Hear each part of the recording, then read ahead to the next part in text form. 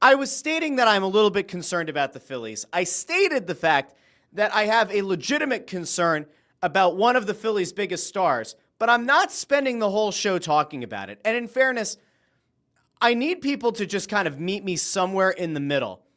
I can't go out of my way to get super jazzed up about the Phillies here at the start of May because this team is 3 games over 500. And to me, yes, you can point back and say, hey, they won the series against the Nationals. We should feel good about it. Yes, they won the series about the Cubs against the Cubs in Chicago. We should feel good about it. But I don't. And a big part of why is because I just feel like this team is going through the motions. But I can't get myself too emotionally invested in it. I can't get too high and too low on May 2nd. But I have concerns. And I was listening to my dear friends over on Fightin' Words, which you can find on the Joy Media Network. You can find that on the Joy Media YouTube feed. They have their own YouTube channel. You can find it wherever you get your podcasts. I'm listening to these guys, and they're expressing concerns about Bryce Harper. And I checked out something that friend of the show, Broads, put out that he went on the radio on WIP with yesterday, or maybe it was the wee hours of this morning. Concerns about Bryce Harper and about Bryce Harper not looking like himself and Bryce Harper hitting .235. And I think if I remember correctly, the number that Broads threw out there was 3 of his home runs came in a 4-game stretch in April, and the other 2 have happened in the games since. And so it hasn't exactly been Bryce Harper lighting the world on fire. And I'd love to go back to this really quickly. And then I want to get to the main point of today's show, which has nothing to do with the Phillies at all. Bryce Harper wanted a contract extension from this team. If you remember, like last year, it was last year, is when the show started. There were these murmurs of Bryce Harper wants a contract extension. I said, well, that's really stupid. Why should Bryce Harper get a contract extension? He's already under contract for a ton of years. And by the end of the current contract, he's going to be a mostly useless player. No offense to Bryce Harper. Lovely guy, I'm sure. But it's not going to be productive years of Bryce Harper at that point. And so I'm confident enough to sit back and say, I don't want to see the Phillies sign him to an extension because there's no point. Unless it's to be what's essentially a brand ambassador years from now. But in fairness, for the kind of money that Bryce Harper is going to command, you don't want him to simply be a brand ambassador. So I was like, all right, are we ever going to get to a point where like he's kind of huffy because he didn't get that extension? I don't think that's what this is right now. But I think that what Bryce Harper might be in the midst of is either he's hurt, which is possible, but that would be concerning because that would be multiple years in a row with an injury, and or he might be feeling the pressure and the malaise. Like, Bryce Harper's not a stupid guy. Bryce Harper can probably take a look at the number of games that this bullpen has blown this year. Bryce Harper can also probably very fundamentally understand that this outfield situation is garbaggio, and that if you're going to be a legitimate World Series contending team, you simply cannot have an outfield that is comprised of what they have right now. And Bryce Harper's smart enough to know that Max Kepler wasn't a huge signing, wasn't a great signing, wasn't going to change the fortunes of the team kind of signing, that Marsh and Rojas are debatably platoon players in Major League Baseball. And then Nick Castellanos is a fine outfielder, but he's a streaky hitter, and it is what it is. Like, have we just hit the point now where Bryce Harper is apathetic? And maybe that's a conversation to have. And maybe next week we'll get there.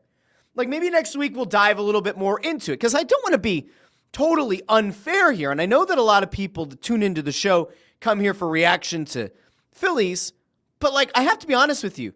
Bryce Harper, to me, just doesn't look like he's mentally locked in. And physically, he doesn't look locked in. And I could point to a misplayed ball that he should have made a play on and ends up leading to runs for the Nats as maybe he's not mentally locked in. The lack of productivity at the plate could maybe him being physically out of it. But there is part of me that just wonders, like, does he kind of see the writing on the wall that this team is going to be an around 500 team? They're going to go through a few hot streaks that's going to keep them in the wild card conversation. Maybe it'll have them remotely like quasi-competitive in the NL East. They're 3.5 games out right now, but pretty important to point out the fact that the Braves are 7-3 in their last 10 games, and the Braves are only 2.5 games back of the Phillies right now? Like, is that what we're looking at? And then there's part of me that goes, is this, like, I hope this isn't the case, right? But is this team just totally, like, fucked in the head because the vibes aren't immaculate? Is this just a thing where, like, they've essentially run back this roster multiple years in a row and they're getting similar results, but they're not having fun doing it, and now all of a sudden the vibes aren't right, and so now we're pouting? Like, I started to put some thought into this, and I'm not ready to, like, make it a definitive stance of mine. Because, as you know, I don't like to peddle in hot takes. Now, there are people on Twitter, and I've called these people out before, that think that, like, I just say shit for clicks and views and things. And that's not true. If I present you an idea on this show, it's because I truly do believe it. There's part of me that goes, has Bryce Harper's apathy resulted in part because the guys that he recruited to this team and the guys that he kind of went to bat for largely haven't worked out, and that may be the reason Dave Dombrowski didn't go out in the offseason and make a significant signing, is because he said, yo, enough. Like, did Dave Dombrowski say enough, and was it his choice? Was it John Middleton's choice? Whose choice was it to not make a signing in the offseason? Like, if I were John Middleton, and I have to have this conversation that Bryce Harper wanted an extension after he wanted Kyle Schwarber, and he wanted Trey Turner, and he wanted Nick Castellanos, and you haven't gotten back to a World Series, and year over year the results are getting worse, and then you got curb stomped by the division rival Mets in the wild card round. If I'm John Middleton, do I want to go out and make another $350 million investment or $500 million investment to get a guy like Juan Soto or someone else? The answer is probably no, unless you can guarantee me that we're going to go back to a World Series. So did we, like, hit a point now where Harper is, like, a little bit disaffected by the decision of ownership not to invest more money? Does he feel disaffected because he's not thrilled with the idea that Dave Dombrowski thought this team was good enough? Like, I don't know. But what I can tell you is, just based off of the body language and based off of the results, something just seems off.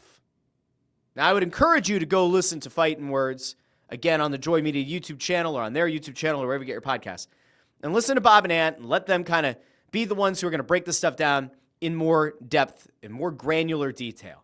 While I would enjoy doing that, they dropped an episode today, and they're also more plugged in on the team right now than I am, so I defer to them on the Phillies point. But I just wanted to put that out there. And there is a thought that I do have about what happens when you try to build a team based on vibes and based on the friends of a player, a star player, or one of your better players, or one of your more highly paid players. And there was a recent example of that in Philadelphia with another team. But again, I don't want to totally throw that idea out there yet because I'm not 100% convinced it's the same thing. But I'm a little bit iffy. And I'm certainly concerned with the fact that the Phillies, despite the fact that they've now won 2 series in a row, they just don't inspire a lot of confidence. And they don't inspire me to think, hey, I need to get to Phillies games. I need to dish out the dough to take the family to go down and watch winning baseball. And again, I think it's a good team, but a World Series contending team right now is currently constructed? No, it's not.